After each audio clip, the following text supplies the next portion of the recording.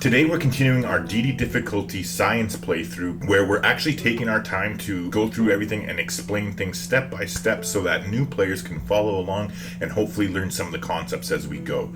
So stick around. If you want to get good at Civ 6, subscribe and click the bell to keep up with the channel. Alright, so this isn't the first episode in the series obviously. If you've just stumbled across this, look up towards the top right corner, somewhere up there I think it would be. There'll be a link to it where you can jump to the start of the series and catch up on what you've missed if you're looking to start from the beginning. Alright, so when we last left off here, we actually just secured ourselves a golden age for the medieval era. Taking a look here, because it has been a bit since I've played this, we're not too far away from the medieval era, so that should be nice. We'll definitely be able to get monumentality. We do have some faith here built up that we'll be able to use.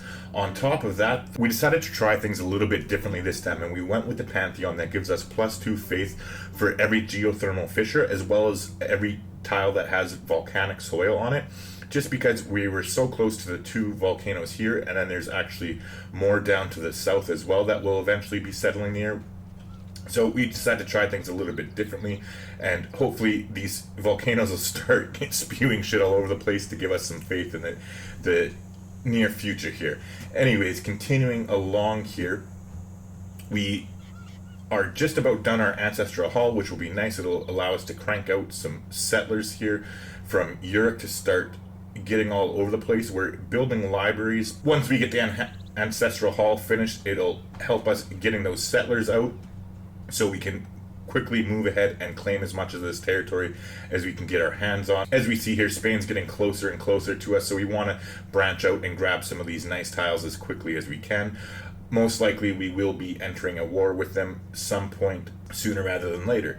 Anyways, let's get going here. Oh, before I forget, actually, there's one thing. When I was editing the previous episode's video, I noticed my city planning here was a little bit screwed up, so this is going to change a little bit. There's no need to have the campus here, as it's basically a waste, because if we move it over one more tile up here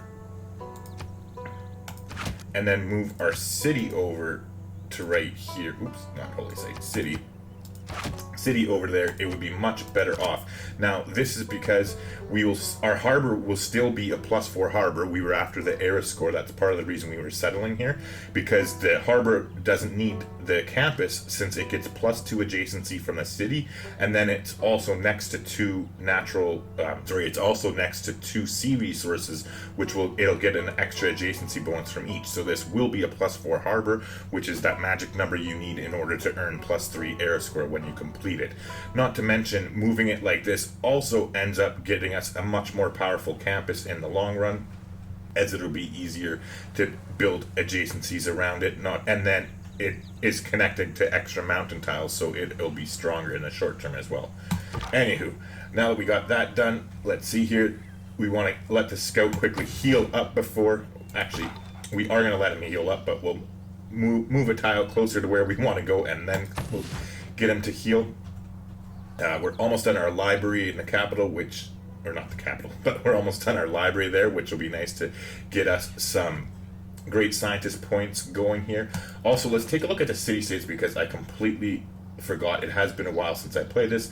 So we have one envoy built up. We're definitely going to go ahead and use it right now to take suzerainship of a city-state here. So we're going to go ahead and put the point into Zanzibar to take suzerainship here. Now, we could obviously have gone for any one of the city-states that have 2 envoys in them and get the suzerainship here, as none of them have suzerain status with anybody else. However, the reason we're choosing Zanzibar is because it's just more efficient for us. It's more practical.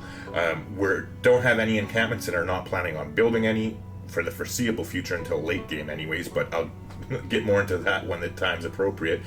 So this, having the 3 envoys in here, the bonus really isn't going to do that much for us. Now, you also have to keep in mind the bonuses that they give us, right? So the suzerainship bonus here for this one, purchasing land units for gold is nice and all that, don't get me wrong, but we're not going to have any encampments in the immediate future in order to trigger this, so it's not going to do anything for us whatsoever. So that's another reason why that one's out. If we take a look at Jerusalem, while it is a great city-state suzerain bonus, It's absolutely useless for us in this situation, so that doesn't help us. Not to mention the bonus here, +2 faith in every shrine building. Again, it's decent, but it's not going to do anything for us as we don't have any holy sites or shrines to speak of. So this one, Zanzibar, while we don't immediately have any at the moment, we will be having markets in some of our buildings and lighthouses, etc. So it definitely makes sense for us to grab this one up as quickly as we can.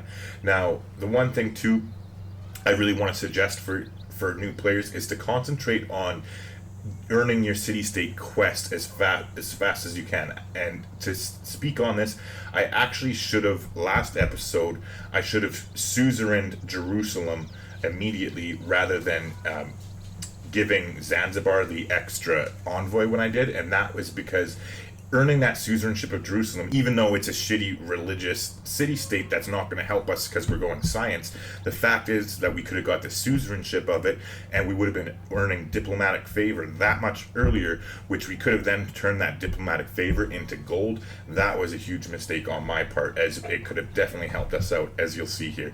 We are earning 1 diplomatic favor point per turn from our government, but we'll be doubling that to 2 now because we're taking suzerainship of Zanzibar. However, it would have been really effective had I gone for Jerusalem in the first place. It just would have made more sense. All right, so we're going to go ahead and get that right now. It will give us 2 era score, which is a little bit of a waste. If we were closer to the end of the era, I would have actually saved that since I already made the mistake. However, we still have quite some time before we do hit our medieval age, so earning those 12 extra diplomatic favor or whatever it ends up being before the era is definitely worth it. So we'll go ahead and do that now. Alright, so what we are going to do is go ahead and go to Spain. He hasn't denounced us, so there is a chance that we can still do this peacefully here. So what we're going to do is basically going to go ahead and grab all his money. What would he give us? He'll pay the general amount, which is 10 gold per diplomatic favor point. So we are definitely going to take advantage of that. Now, one thing that you should know too, they, instead of just going for, say, 60, which would make sense since we have 6 diplomatic favor, they actually, oh my god, I'm stupid. Okay, so instead of just doing 6 for 60, which it looks like if he was only going to give us 10 for 1, that's what it would be. When you actually trade them more diplomatic favor points at one time, they will generally pay a little bit more, so you can always squeeze a little bit more out of them, and I'd suggest doing this whenever you can. It's worth taking the extra time to find out what their exact maximum is, because it's just worth it to milk every single penny you can from them. It doesn't seem like a whole lot, but over the course of an entire game, it definitely adds up, and in the long run, you'll be a lot better off for taking the extra time to do it this way. So there you go, we earned an extra 18 gold just from taking our time there. So we'll go ahead and grab that from them now. Yes, nobody cares, Germany. Now, see, we're triggering, because we grabbed the suzerainship of the city-states, we're triggering Germany's leadership. We're triggering his leader. Wow, I'm special. His leader agenda.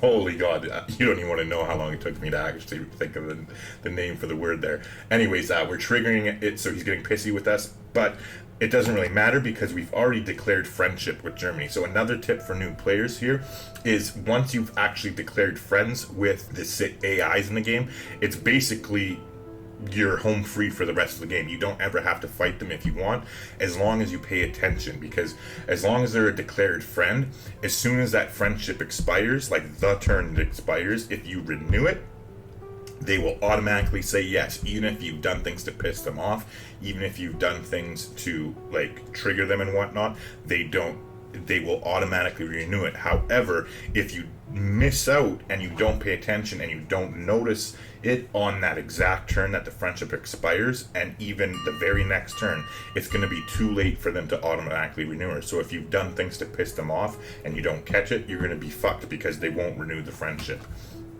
That goes the same for alliances as well, just so you know. Anywho, so yeah, even though he's getting a bit pissy with us, it really doesn't matter for that reason, so we'll just keep on keeping on here. Alright, we got a couple builds left on this builder, so we want to take advantage of that and get these mines up and running as quickly as we can. When you have the choice to, grassland mines are always a better option in the early game over building plains mines, because they give you the 2 food base, so it helps your city grow faster, and the difference in production really isn't that big of a deal. Okay, yes, nobody cares. Same thing with her, it doesn't matter, because we'll keep her friendship. We do have drama and poetry, which is nice because it unlocks our ability to get these theater squares up and running, which we'll do at some point in the near future here. Now we have finished our library, which is nice.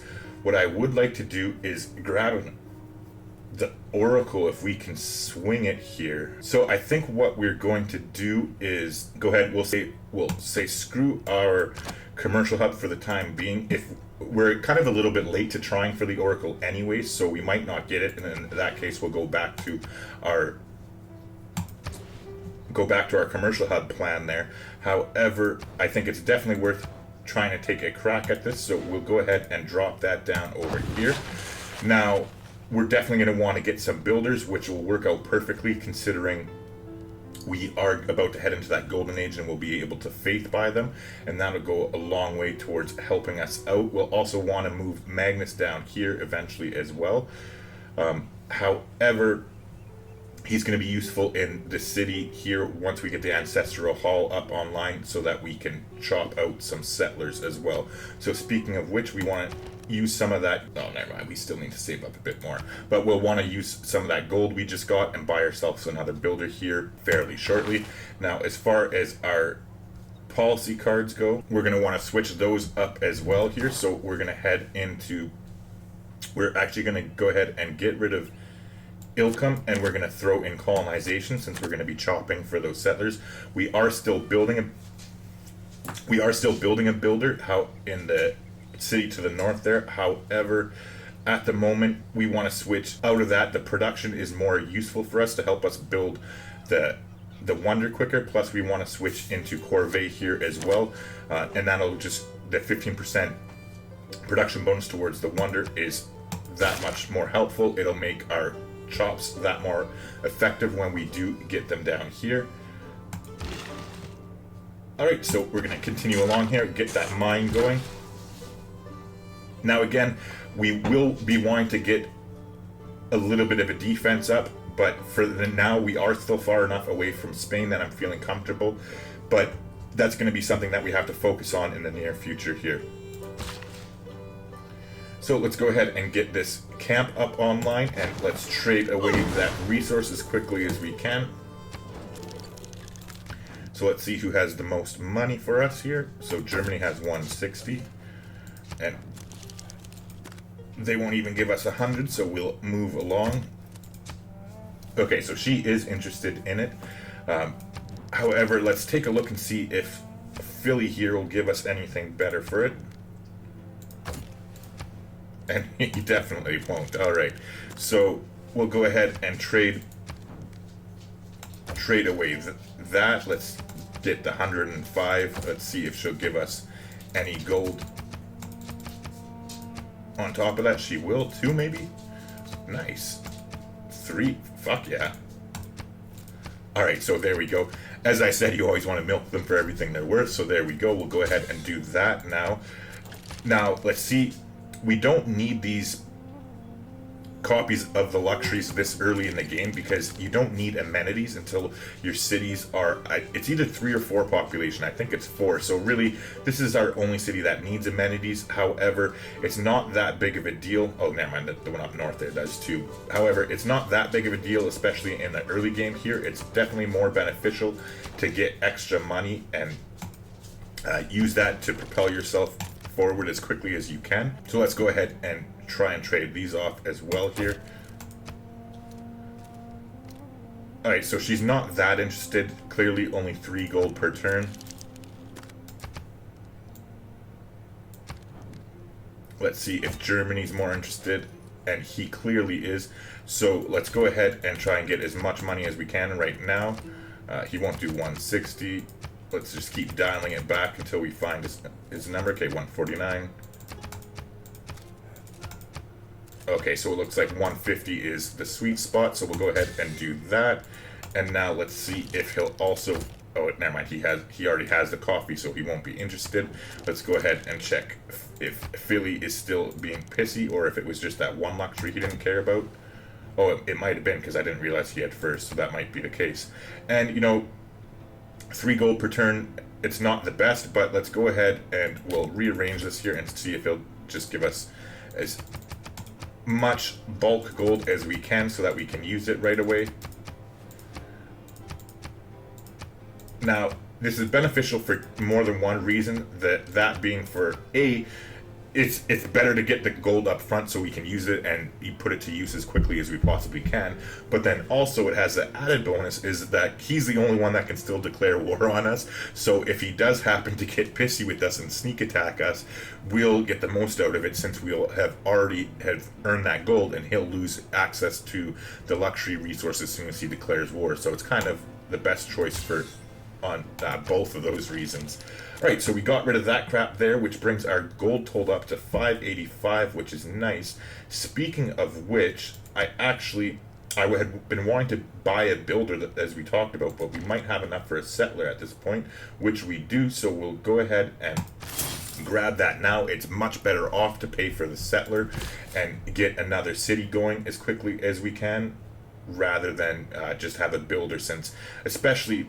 For one, it's just better to get as many cities up as quickly as you can, but then on top of that, we are also going to be headed into that golden age, and we'll be able to buy builders left, right, and center with our faith. Well, at least a few of them. So that's kind of the thinking behind there.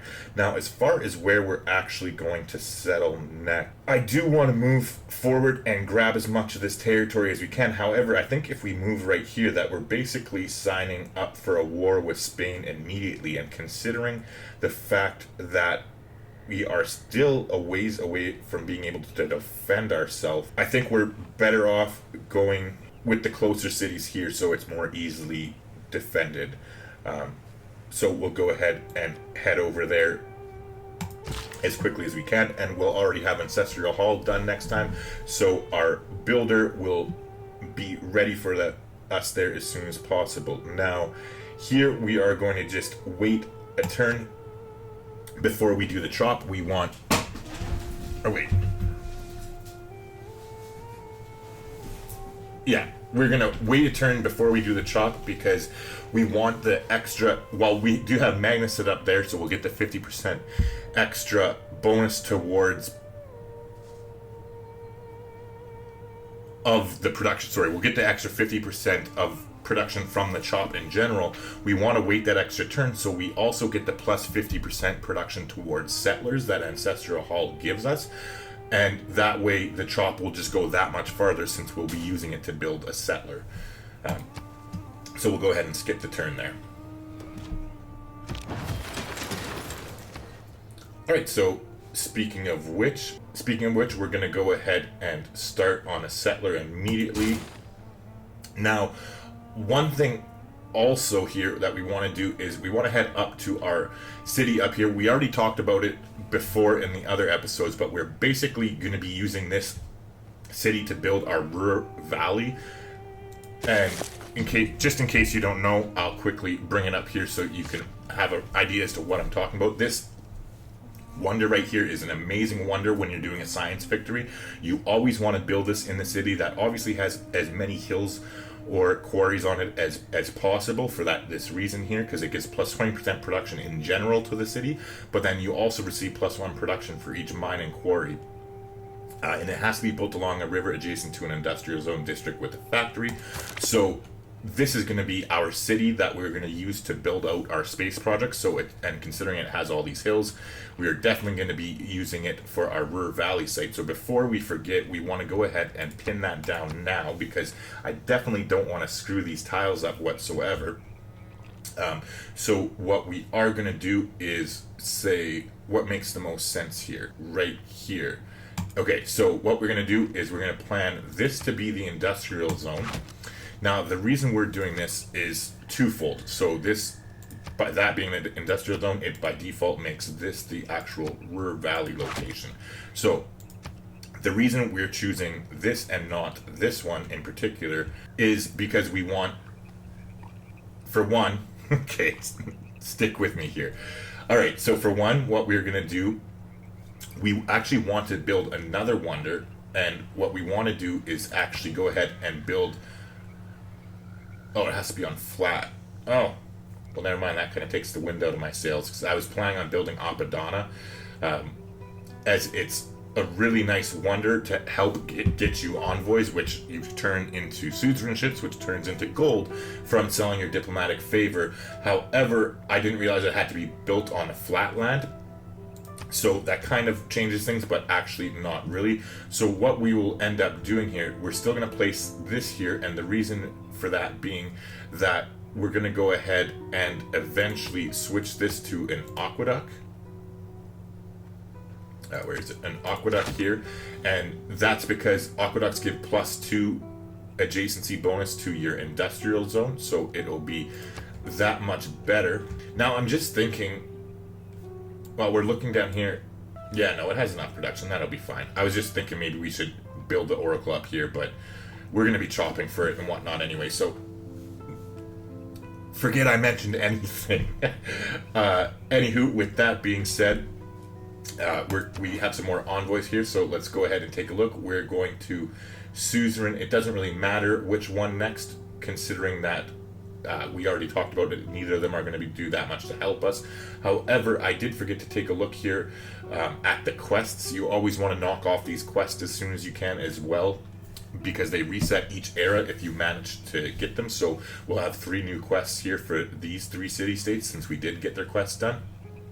And that's because, for the same reason, you want as many suzerainships as quickly as possible so that you can turn your diplomatic victory points into gold.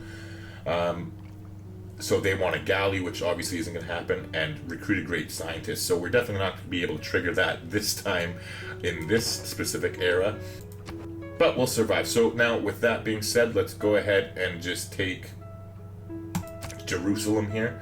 It's not really going to do much of anything for us, but neither is the military city-state up there, so we'll go ahead and grab that. Again, it's 2 more era score, which is kind of a waste since we've already secured our golden age, but as we already talked about, getting that extra diplomatic favor per point per turn is still worth it, considering there's at least 10 to 30 more turns left, so that's 10 to 30 more diplomatic favor points, which is basically between at least 100 and 300 gold, depending. So that is why we're going to go ahead and do that. Now, speaking of which, we do have some more diplomatic favor built up, so let's go ahead and trade it off. Let's talk to Philip first. We want to do as many trades with him as possible, because we're trying to trigger his happiness by getting changing our relationships to where we can get a positive impression of him by doing trade. Where is it here?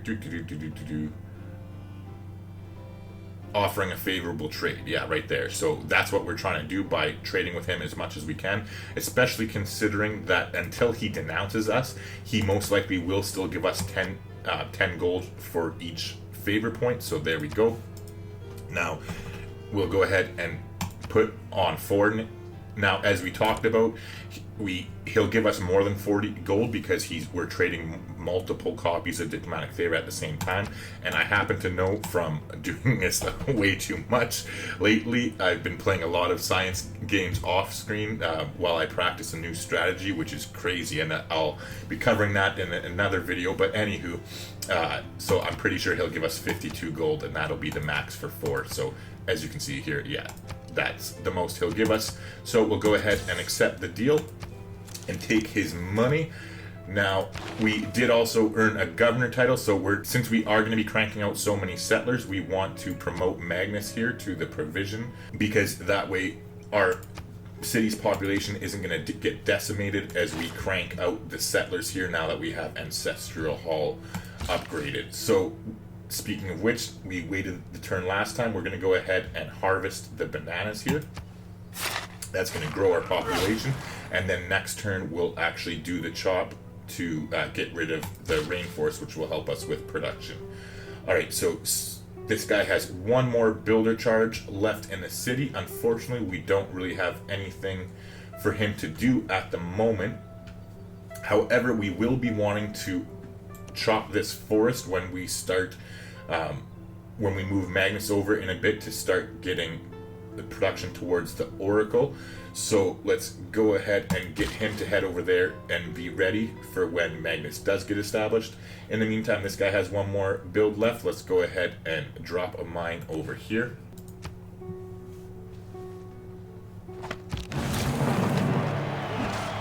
Alright, so we got apprenticeship, which is nice. It makes our mines that much better, which is nice in and of itself, but it also unlocks the industrial zone.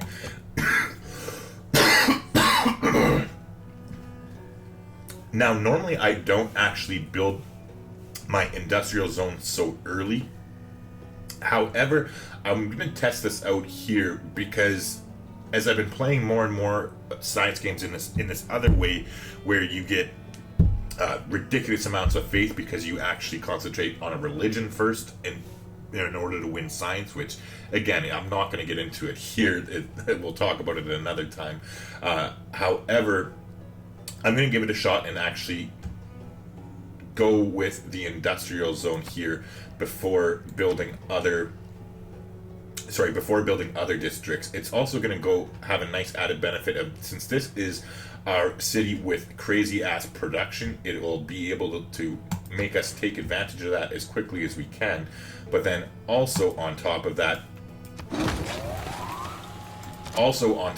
it'll start earning us great engineer points, which definitely add up as you go along here.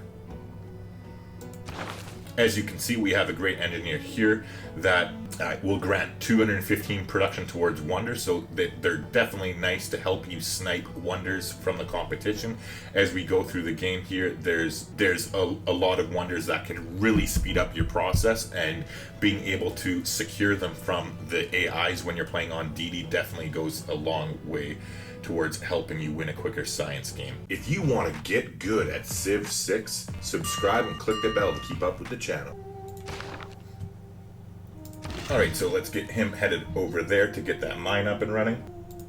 And now that we've finished apprenticeship, what we definitely want to do is head towards education so that we can get our universities up online as quickly as we can. Now, I just want to double check that we don't have anywhere to build the pyramids. I was pretty sure, like I said, I've been playing a lot of science games lately, so I just want to double check, and no, we don't have it. Now, if you do have a flat desert tile in your empire, I would highly suggest building pyramids if you have the chance to, as that extra builder charge really pays off in the long run. Like, it is a huge benefit to you. I can't stress enough how important it is. So if you do have the option, definitely go ahead and grab that. However, we are kind of shit out of luck in this game, so we'll just continue along here. And as we said, we're going to head towards education as quickly as we possibly can. Now, unfortunately for us, it does mean that we're going to have to hard research mathematics since we don't have 3 different specialty districts constructed, but that's just a price that I'm willing to pay, to be completely honest. Alright, so now we'll go ahead and chop this to help get our settler out, so it brings us down to 1 turn, which is nice. Our warriors finally healed up here in the north, so we'll keep exploring with them. Looks like we're at the edge of Germany's territory up here. And actually, before we continue exploring, we don't want to waste any more air score, so we'll go ahead and get him to just wait here at the moment. Alright, so we finished our settler here, which is nice. I think what we want to do is take a look. Oh, actually, fuck. I was just going to say, we want to take a look and see where we should build our city next. Now, this one is nice and secure in here, but I didn't realize that there is some nice tiles in here. Like, look at that. Would be a perfect spot for a campus. So let's take a look here and see where we can get it in. Now, unfortunately, it would have to be an aqueduct city, but the good thing is we do already have our ancestral hall, so we get an automatic builder with this. So let's take a look here. If we open up with our settler lens on, if we want to put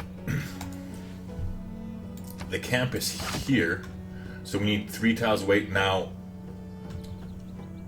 I would consider settling here on the copper. However, I think we'd be a lot better off to actually move 1 tile over here and settle this spot.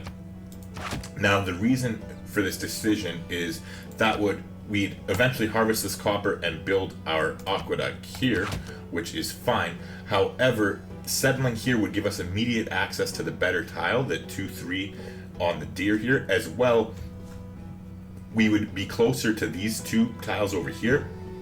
And in case you don't know, when city-states receive envoys, whether it's from you or from the AI, it's both actually, they automatically expand their borders, and by 1 tile for each envoy, I should specify. However, when they are expanding their borders in this fashion, they purposely target tiles with resources. So they would purposely target this deer, and they purposely target this stone as well. So we want to head over immediately, and rather than keep settling over here, which we will do in the near future, I think this is a great move, as we don't want to get too close to Spain, as we already talked about, in order to prevent a war. So we'll get this settler and head over that way. Now, as far as what we're going to produce here, we definitely want to start working on the Apadana. However, we need a builder in order to chop this location here, because this is where we're going to put it. In case you don't know, the Apadana is a great wonder, but it has to be placed next to, immediately next to the city here. Oh, sorry, it has to be produced next to the capital, my bad. So this is the perfect spot for it. We'll go ahead and flag that there. However, it would be nice to get a builder in order to chop that tile first, so we don't waste the production. However, considering that we want to get our settlers out as quickly as possible as well, we'll go ahead and start that there. Now, what I am going to do, though, is I'm going to move Magnus, and we're going to switch him down to this city here. Now, the reason being is we're building the Oracle here. However, the Oracle is a really early game wonder, and we didn't start building it until later in the game. So I want to ensure that we actually get this out. Now, it's a little bit shitty, the fact that we're already over an era score. However, I think getting this wonder is by far worth pissing away the 4 era score points that we are going to get for that. So what we'll do is we'll reassign Magnus right now.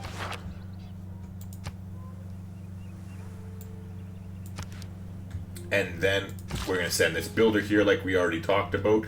And before I forget about it, we're going to go ahead and buy that tile. Again, sure, it would expand there in 10 turns. However, because we're on such a short timeline here for the Oracle, I think we're much better off going that way. Yeah, so we're building the settler there. Let's go ahead and get rid of this diplomatic favor points to get us some more gold here. So again, we're going to start with Philly of Spain here, as we're trying to keep making good trade deals with him. We haven't got it yet, but we'll be able to increase our relationship with them by doing favorable trade deals. So we're going to keep trying to do that here. So now we have the 6 diplomatic favor. We can probably get at least 70 for it, I would guess. Let's keep going up and see. Maybe 78 is the max, probably. Yeah, there you go. As you trade diplomatic favor more and more often, you'll find that there's certain numbers that just like 4 for 52 is one, 6 for 78 is another. There's just certain numbers that they'll do more often than not when they're a civilization that's just trading for the average of 10 gold per diplomatic favor, and not one like Greece, like we already talked about, how like they will pay up the ass in order to get them. However, there you go. So we'll scoop the money there and continue on. Let's take a look. We still don't have anything to trade away. We're definitely not going to trade away our silk text here. However, just to keep in mind, if you are lucky enough to get a relic, like how we were there, they are a great bail your ass out of a shitty situation if in the early game, if you get declared war on by a civilization and you're in a bad position and not ready for it, you can basically trade away. It's like a get out of jail free card almost, where if you take a look, I don't think any of them have a lot of money, so it's hard to really showcase what I'm talking about unless Germany has enough. No, they don't. So you'll kind of see it here. But if I were to say what would you give them? Oh, never mind. He's not even willing to do it. And so if that's the case, and she's not willing to either, which is extremely weird. Normally they're willing to trade basically their firstborn child for it. And I think the reason behind this is being they probably, both of them already probably have relics of their own. Let's take a look here and see if that's the case. Yeah, see, okay, there you go. Now, so I don't look like a complete idiot. I do know what I'm talking about to a point. So here you can see that the reason they didn't want it is because they didn't have a position to put the relic. They already have either a relic of their own or something else that they have in their palace slots, because you need to be able to have a space for that relic before you get it. So you can see here what I mean, how you can trade it away for a lot of money. However, we want it for the faith, 4 faith per turn right now, so we are definitely holding on to that at the moment. Not to mention, he doesn't have very much gold, and he's just giving us lots of gold per turn, which would help us, would not help us at all if we end up getting in a war with him.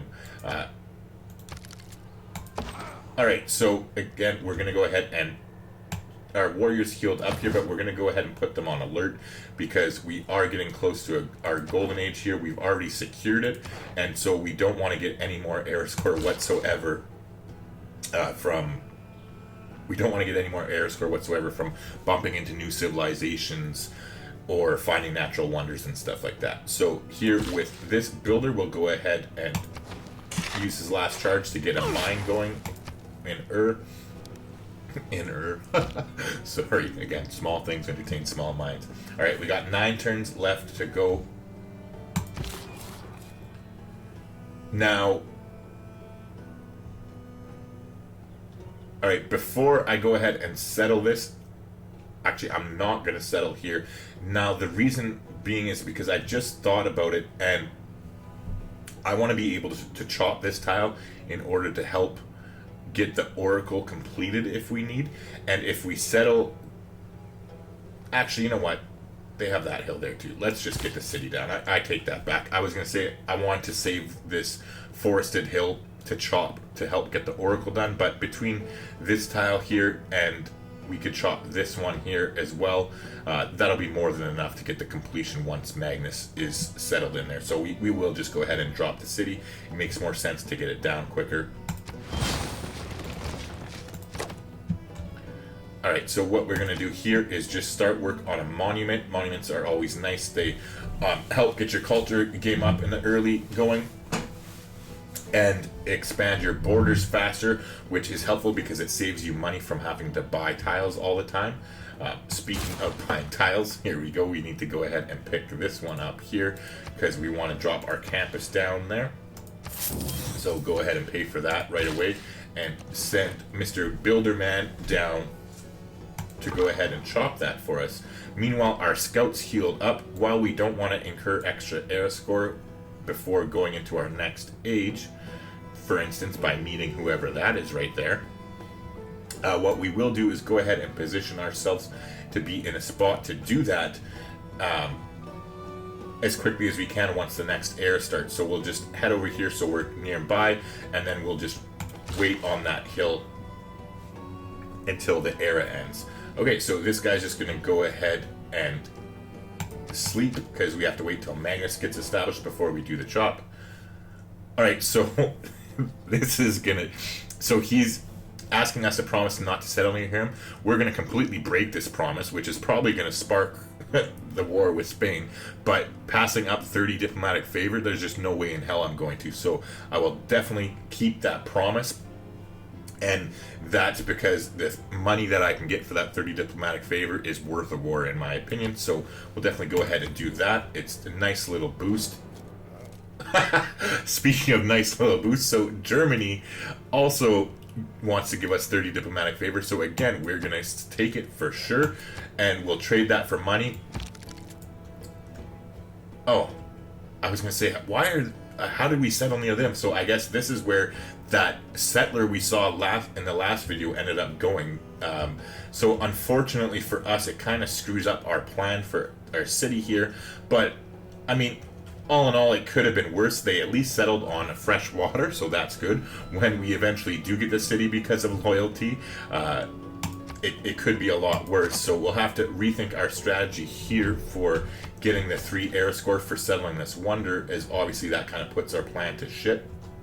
So we have to be within 2 tiles of it. I think taking a look here, so we want to squeeze cities in as much as we can. So 1, 2, 3. What am I talking about? 1, 2, 3, 4. Okay, so we can settle on the furs. So we'll go ahead and pin our city in there. And then 1, 2, 3, 4. Okay, so there we go. We'll go ahead and pin our city in there. So there we go. We'll still get the +3 air score. Now, these won't be the best cities in the world. Now, I might still prioritize this one as we can get a pretty decent campus going on there. However, well, actually, what am I talking about? I will settle this in the next era because the 3 air score is definitely worth a city, even if it's not going to be the most amazing one. Anyways, let's keep moving along here. So we've got recorded history, which is nice. We're going to go ahead and definitely change our policies here. Now, one tip that I do have for you as well is about changing your policy. So this is a perfect example, okay? We are going to change out of colonization, and we are going to slot in natural philosophy because we definitely want this. We want to leave the urban planning in because the +1 production in all cities is definitely worth it. And same with the corvée, since we're producing the wonders, we want that 15%. And so unfortunately colonization is going to be the one that bites the dust. However, what we can do is this policy card is still active right this second. So before you go ahead and change it, before you go ahead and change it, as I was saying, what you could do is, if we had a chop to do, I would actually want to chop and take advantage of that policy card, and then I could switch it after. So say I had a builder ready to go here, I could chop, have that extra +50% production towards the settler. So hypothetically speaking here again, if it wasn't with 1 turn left and whatever, right? And we would get the bonus from the policy card, the +50% production, and then after I make the chop, then I can go ahead and switch out after the fact and switch into the new policy card, which I want to have locked in. However, since we're not going to be doing that chop, we're just going to go ahead and switch it now. But the same thing could be said, like if we had, for instance, a Goji in already, we could chop and get the +50% production towards melee units or whatever, and take advantage of that policy card, and then swap it out if we were going to be getting rid of that. And you can kind of get the best of both worlds by doing it that way. Alright, so we got that all figured out right now. Let's go ahead and confirm that. Now, as far as where we're going next, I just look at theology and I'm like, oh, we should be going there, because I've been playing this strategy over the weekend, doing multiple games, testing it, where I watched a Chinese player for 7 hours, and he doesn't speak a lick of English, and I watched him play 7 hours worth of Civilization because he had this strategy where he beat a science game on DD difficulty in the current patch. Well, or in Gathering Storm anyway. It might not be this exact patch we're in right now, but he did it in 161 turns, and that's fucking insane. And it's such an interesting strategy because it goes and counterproductive to what I've always done. Why you build a religion first, you focus on getting a religion going, but you ultimately win by science faster. And like, I've been practicing it myself. The fastest I got, which is actually yesterday, is I got a 230 turn victory on science, which it isn't amazing. I definitely have work to be done in order to improve that a little bit and get it even faster, but that's the fastest one I've gotten since this last patch. So yeah, and it's just definitely interesting. But anyways, you go for the religion, so I just saw theology, and I'm like, oh, I should be clicking on that. Anyway, keeping it moving along here, let's take a look and see where we're going next. So what we want to be doing is making our way down here. We want to head towards feudalism next, and this is because we want to get the serfdom policy card in. Having the newly trained builders gain 2 extra build actions is just crazy useful, especially considering we're heading into our golden age where we're going to be able to purchase builders with faith. So even though we don't have a huge faith income at the moment, we have 400 and some saved up already that will be able to turn into about 5 or 6 builders. So we definitely want to head towards feudalism so we can get the most out of those builders that we can. So speaking of which, we want to do everything we can to help get these civics as quickly as possible, especially in the early game. You want to do everything you can to boost your civics and get the Eurekas for the science as well. It's a lot more important than in the later game when you have, say, great scientists to help you earn Eurekas and stuff like that. So, and you'd be surprised as a newer player, you wouldn't think that it's that big of a deal, but it really is. If you can go ahead and get the boosts on these things ahead of time, it really adds up quickly. So for instance, we're going to really focus on building 6 farms before feudalism. Now this is doubly important when it's, you want to do it as much as you can in general, but specifically it's that much more important when it's something you're targeting for a big reason, like feudalism, so we can get serfdom. It's just that much more important that we do everything we can to build these 6 farms, even if they're not really going to be that much of a use to us depending on the situation. So we'll go ahead and head there next. Then we're going to want to head towards civil service so that we can start getting alliances going, and then head towards medieval fairs here because we want to get the aesthetics policy card. Plus 100% theater square district adjacency bonuses is huge. Culture is a huge part of winning a science game, but we'll get into more of that as we go along here. And then what we'd want to do is head towards the Enlightenment next, because the next big policy card for our science game is rationalism. The extra 10% science, extra science from buildings and campuses. So you get an extra 50% if the population is 10 or bigger, so you obviously want to get your cities to 10 as quickly as you can, but then also you get plus 50% if the district has at least a +3 adjacency bonus. So those are, it's definitely a huge policy card, and we want to do everything we can to get there as quickly as possible. And then after that we'll want to head towards Merchant Republic so we can get a new government form up and running.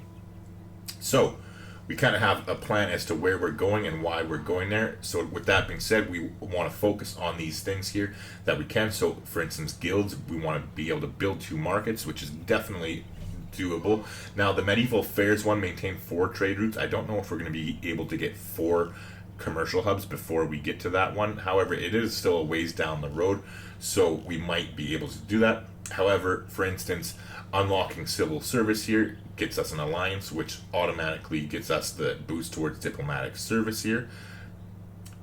So that is definitely something we can do. Not to mention humanism, earning a great artist. This should be pretty attainable for us once we get some of those theater squares up, as well as earning 3 different great people should definitely be attainable as well before we hit the Enlightenment. So with all that being said, it will definitely help us speed up the process, which is definitely something you want to be doing because you clearly want to win the game as fast as you can. Now we have got another governor policy card here, so what I am going to do is we're going to slot in Liang here, and this is because we want to get towards our reinforced materials promotion, where the city's improvements, buildings, and district cannot be damaged by environmental effects, and we are going to throw her into Ur over here, and that's because we are sandwiched ever so nicely between these 2 volcanoes. Only one of them is active at the moment, however this one could start up anytime, so we want to kind of preempt that and get her set in here with that promotion, because it's going to save us builder charges from always having to constantly repair the tiles, which builder charges are worth a premium because we want to get our infrastructure of our empire developed as quickly as we possibly can. And those charges can obviously be better used for other shit to help us rather than repairing tiles or rebuilding mines or farms or what have you every time a volcano spews. Not to mention it damaging districts and or our population, etc., etc. So, yeah, so I need to shut up. It'll actually work out well anyways, because we'll be reassigning Pengala here to our bigger city and putting him in the capital, which we will get the most out of him, because it'll increase our culture we were getting by 4 since it has that bigger population. And so we will go ahead and slot her in now. This also does have the added ability of immediately making or your, however you pronounce it, a great spot once we have her built in there. We didn't get the pyramids, but she has the automatic promotion of all builders trained in the city get +1 build charge.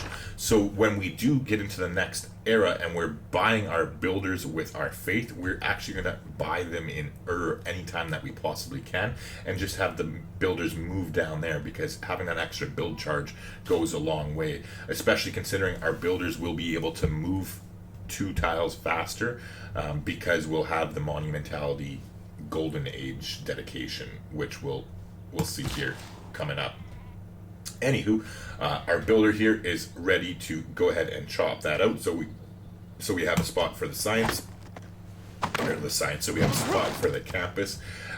Again, we're going to go ahead and lay that down. So it's nice. We have a +3 adjacency bonus, which is great because of that policy card we were just talking about, rationalism. You want to get as many districts to have at least +3 adjacency as you possibly can, so you really get the most out of that policy. Anyways, next turn we'll have our builder head across the river here and get a pasture going.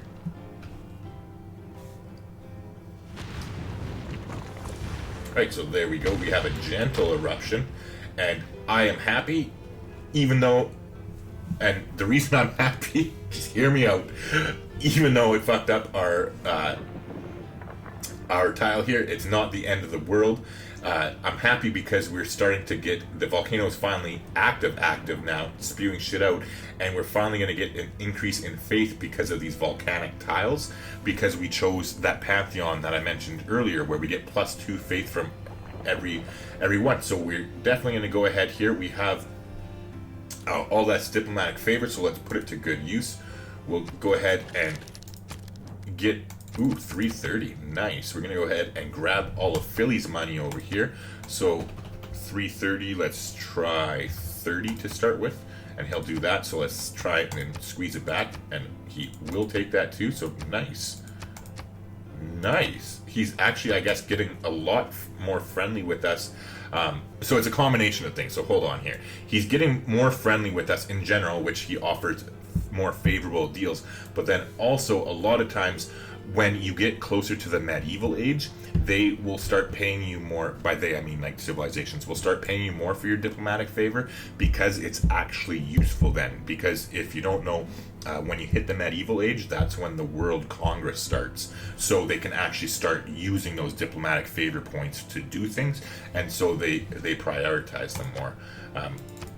So let's try scaling back here and see just how much we can get out of it, and it seems 26 is that sweet spot. So we'll go ahead and jump all over this. Thank you for your gold, good sir. And we'll do the same thing with Tomris. Look, I actually got it right this time. I didn't call her Scythia. So we'll go ahead and grab her 108 gold. And let's start with 8 and see if she'll do it. She will. Let's try to bump it back to 7. No, so there we go. We'll go ahead and get all over that, and let's talk to our German friends here, and we'll make a deal and take all your money as well. And now you can trade for things if you want, like we could trade for their extra luxuries, like the pigs or the pigs. Hold on, I'm getting distracted here. 131, let's try 10 to start with. Sorry, the truffles. I couldn't think of the word. I was going to say bacon. Anyway, there we go. So we'll go ahead and trade that. So as I was saying, you could go ahead and trade them for their extra luxuries here, like the truffles. And So there you go. As you can see, they would do the trade. However, it's just, in my opinion anyways, it's much more important for, especially in the early game, for you to concentrate on getting your gold so you can use that gold to get different things. While our cities are so small, most of them anyways, that they don't really need amenities. And well, I mean, these two can use them. However, it's just you're much better off focusing on getting your civilization up and running as quickly as you possibly can, and we could always trade for those amenities later in the game. So I am just noticed that this Barb camp is going batshit crazy up here, so we definitely want to stay on top of that. So I think it would be a good idea for us to go ahead and use some of our newfound gold here and grab an archer. Now, I also want to go ahead and we're going to go ahead and purchase our library in the city as well. And that's because when this industrial zone finishes, I actually want to go ahead and start work on a workshop immediately in order to get the added production from it. And I'd rather have us increase our great scientist points. So there you go. This just goes to show you like the things that you can do and use your gold to speed up the process. So like now we're earning an extra great scientist point per turn immediately just because of the gold, which doesn't sound like a whole lot, but it is. And I totally forgot I wanted to buy a builder in order to repair our coffee and get mines going on these tiles. So we'll definitely be paying attention and doing that next. Oh shit, and we wanted to buy a builder here as well, and I totally forgot about that, so we can start our Apadana next. So that is definitely a screw up on my part. However, it's not like those things will go bad. Mathematics. So it is what it is. Now, Magnus is established in the city, so we're going to go ahead and make this chop here with his last charge. So we got it down to 5 turns. Let's go ahead and see if we can get enough money to purchase a builder here. Make deal.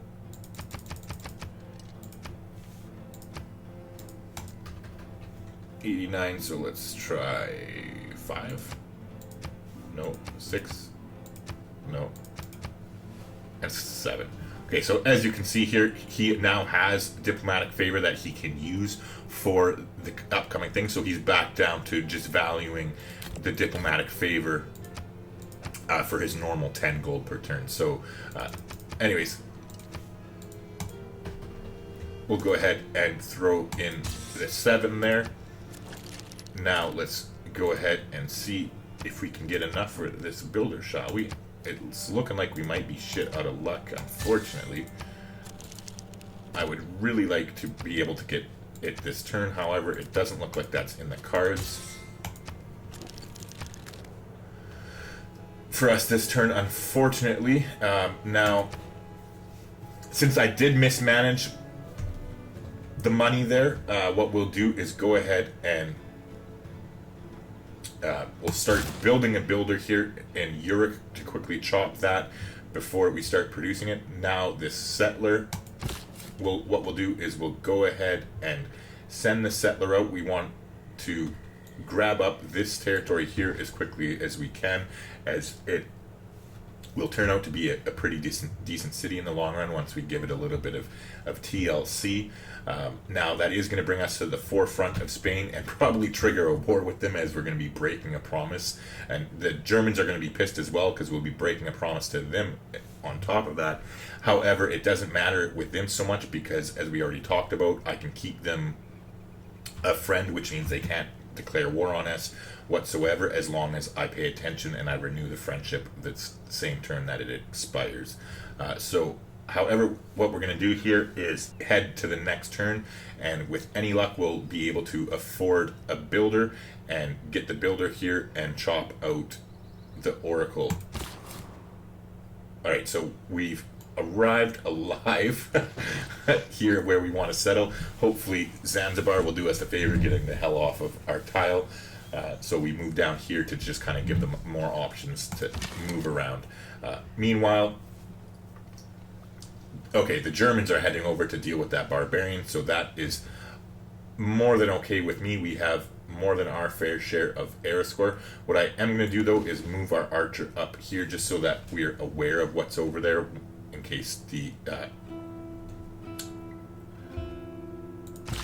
Jerusalem warrior there gets killed and we lose our vision. So we'll go ahead and get our pasture up and running over there. Oh, actually,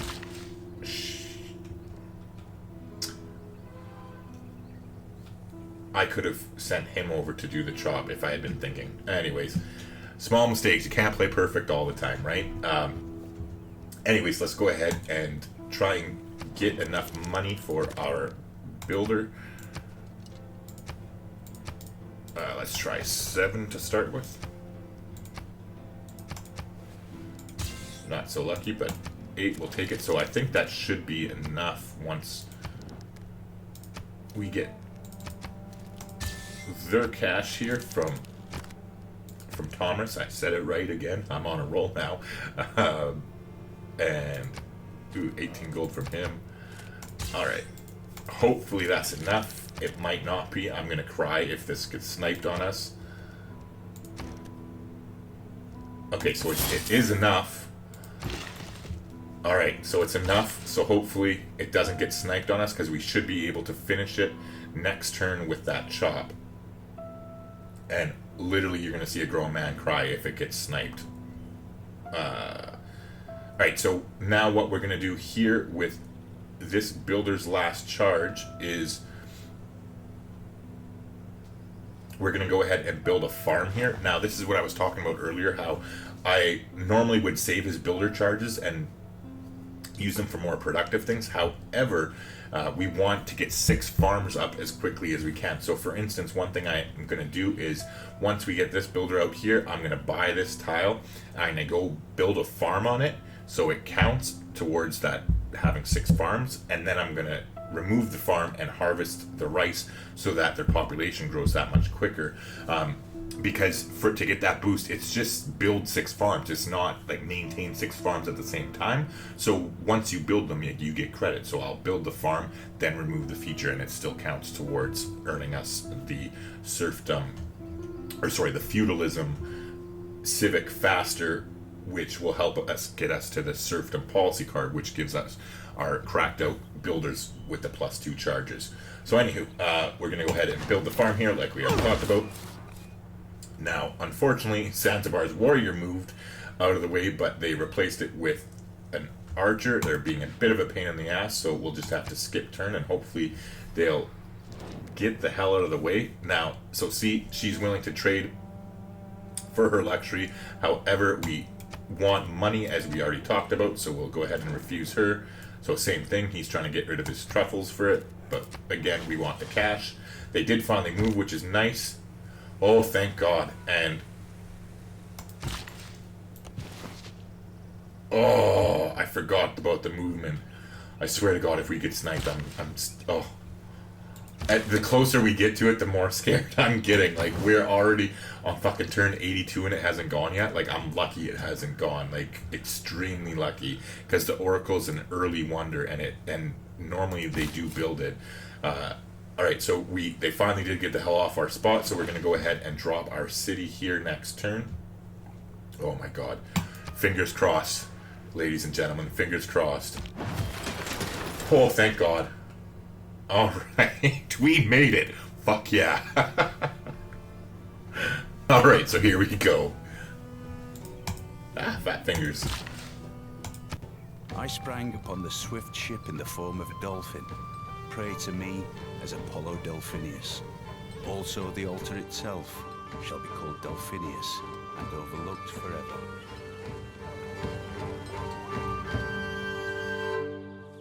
Alright, nice. So the Oracle, we got it, which is great. Now, it's a really good wonder to go for early on. In most games, actually, like if you're going for cultural or science, it is definitely great. So patronage of great people costs 25% less faith.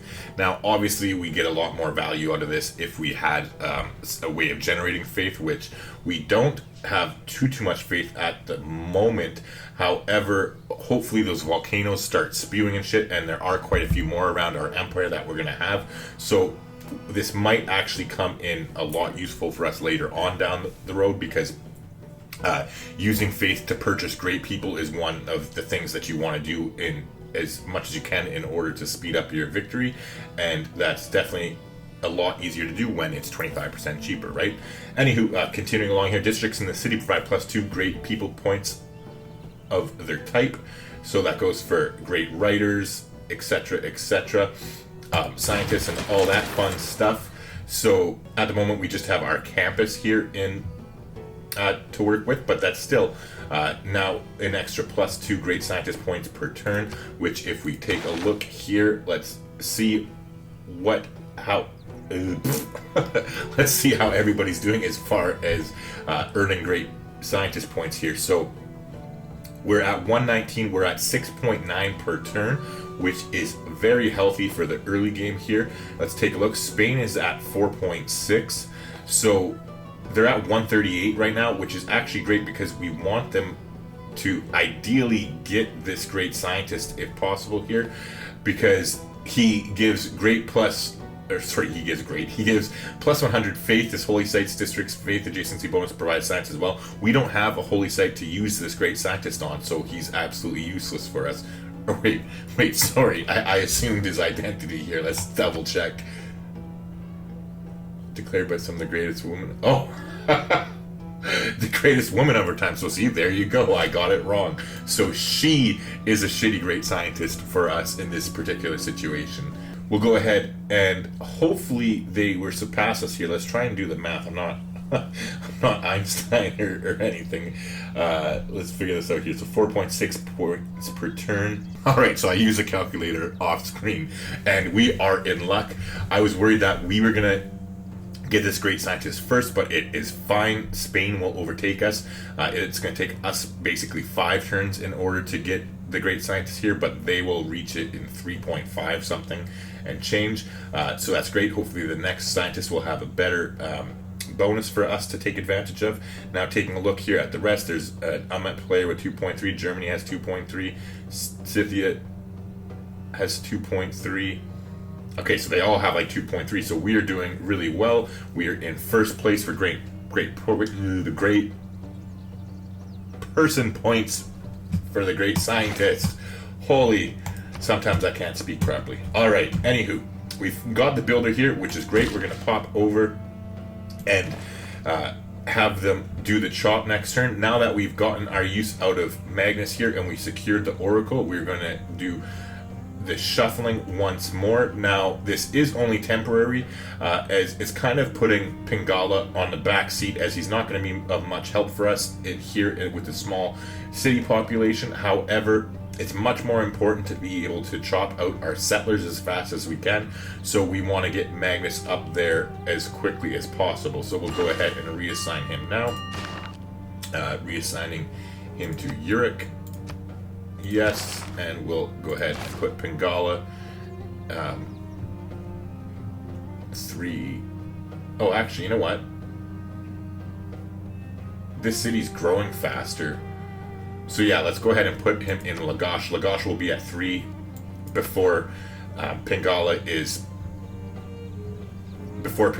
established, and this city isn't growing at the moment until we give it a little bit more TLC. So yeah, anywho, moving along here. Now we finished our builder. So we finished our builder. What we're going to do though is we're waiting until Magnus is established to do the chopping out of the settlers. So not to mention chopping out the Apadama. So what we will do is we're going to start work on. Oh wait, I can't until 10. I was gonna say start work on our theater square, but we can't. I'm getting ahead of myself here.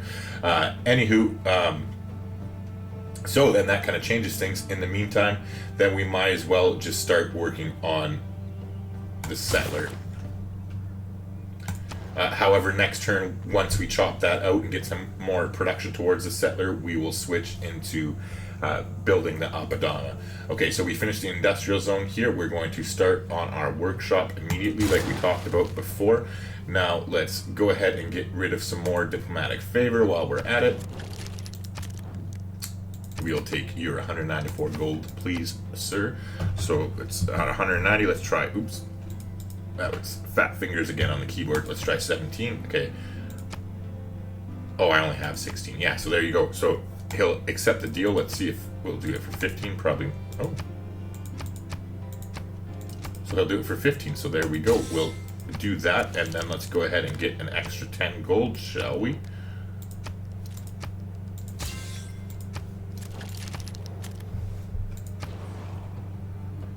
Alright, so now that we finished the Oracle, I want to go ahead and get a granary quickly in here so that we can increase our food and our housing as well, so that hopefully we can start getting our population to grow a little bit. Now, I'm not really too concerned about... I probably should have waited an extra turn for before moving Magnus and kept him here so I could do this chop next turn, but what we will do is... I'm going to cancel that. We'll build the mine here and then chop the rainforest after that. Meanwhile, our scouts finally made it here. We're going to just hold back and wait until we finish our era. Let's finally drop this city in here. Now, like we already talked about, we want to scoop up these 2 tiles here immediately because we never know when the... You never know when the AIs are going to send envoys to them, so we're definitely going to scoop those up right away. Definitely worth the money. Now, those are the only 2 important ones because we can't reach that one. There's no rush to get that marsh over there as there's nobody who's going to steal that tile from us. So now, with that being said, ooh, there's another spot in here where we could do... Jesus. There's a lot of good potential for campuses.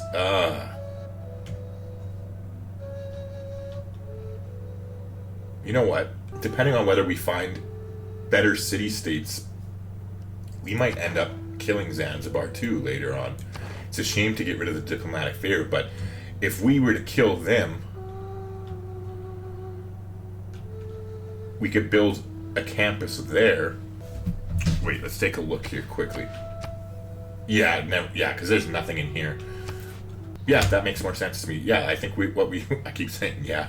Sorry. Anyways, I probably plan to kill them and build a campus here. In the meantime, we want to buy the 2 tiles over here as well. We probably won't be able to do it immediately. However, we're going to harvest this copper, which will give us a little bit more coin as well. Let's go ahead and see, 75, so we need... Oh! Shitty deal. Well, I guess that's good news for Zanzibar.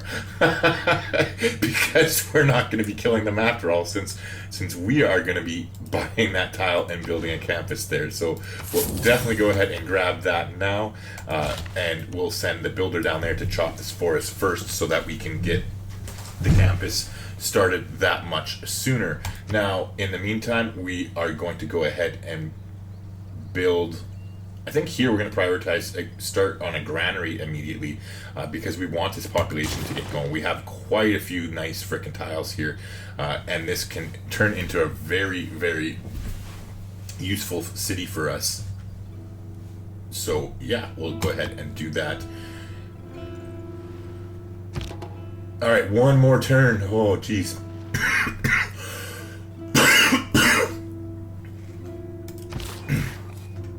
Alright, so let's go ahead and light the fuse, basically. I kind of feel like us settling this city is going to kind of be like the Archduke Ferdinand getting assassinated and starting the World War here, as it's going to completely piss off Spain and Germany. And with Spain being close to us, I definitely feel, since they're unfriendly already, that they will most likely end up starting a war. So with that being said, we know this kind of going into it ahead of time. What we're going to want to do is prioritize getting archers up as quickly as we can over here so that we can set up defensively and sort of be ready if they do want to get feisty with us. So yeah, we'll drop the city. The good news is they're not that crazy high in military, since they had focused on getting their religion up. It kind of put them back a little bit, which is good news for us. Now, unfortunately for us, this district isn't the most or this district. The city isn't the best as far as districts go for getting our +3, because remember, you want a minimum of +3 adjacency per campus anytime you can possibly get it. So we're gonna actually have to put a lot of work in here in order to get this one up and running. I think we can do it though. One thing we also want to do as well is we are getting education. However, I think we're going to take a quick pit stop and come back here to go scoop up masonry. Oh wait, we can get a quarry, so let's go ahead and do that.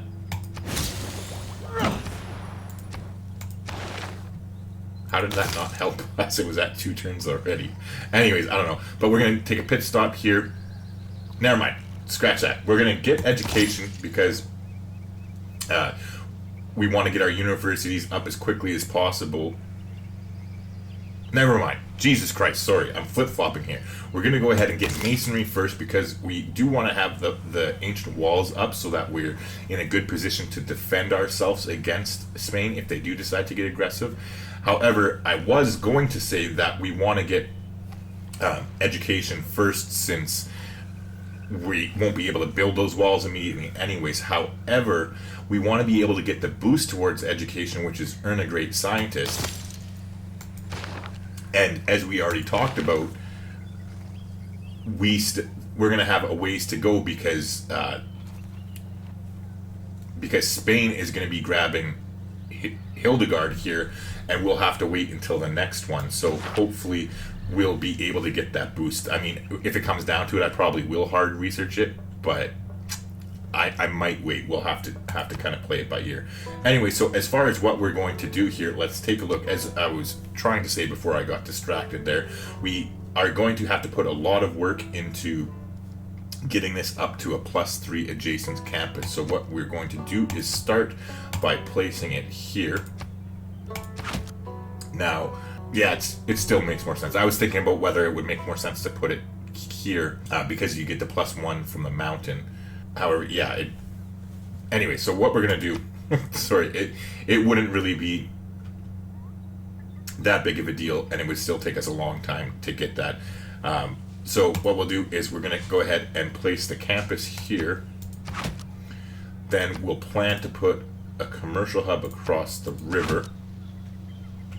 And then we're going to plan... Oh wait, sorry. Not a commercial hub, my bad. We're going to plan to put industrial zone here.